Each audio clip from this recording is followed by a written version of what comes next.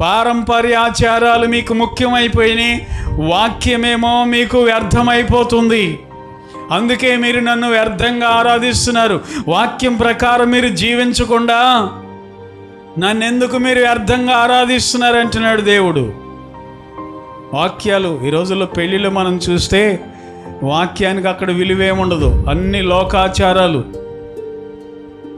మరి ఇలాంటి ఆరాధనలు ఎందుకు అంటున్నాడు దేవుడు? ఆరాధనలో రియాలిటీ లేనప్పుడు, ఆరాధనలో నిజము లేనప్పుడు మీ ఆరాధన ఎందుకు వ్యర్థం కదా అంటున్నాడు దేవుడు.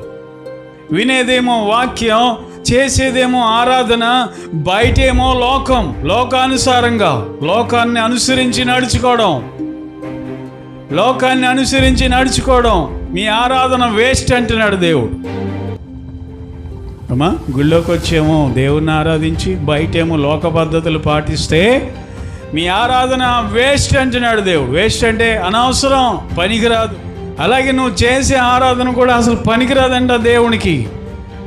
నువ్వు గుళ్ళోకి వచ్చి ఆరాధనలు చేస్తూ బయటేమో లోక మర్యాదలను పాటిస్తే, పితృపారంపర్యమైన వ్యర్థమైన ఆచారాలను అనుసరిస్తే ఈ ఆరాధన వ్యర్థం అంటున్నాడు దేవుడు. వ్యర్థముగా నన్ను ఆరాధిస్తున్నారు.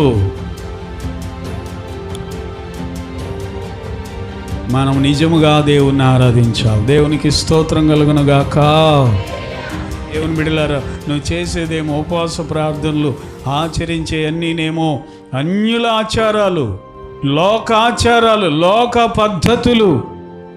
లోక పద్ధతుల ప్రకారం చేస్తే దేవుడు ఎంత మాత్రం ఒప్పుకుంటాడా? ఒప్పుకోడు.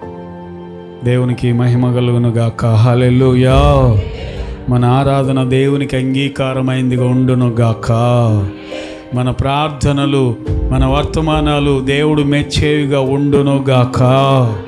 దేవునికి స్తోత్రం కలుగును గాక.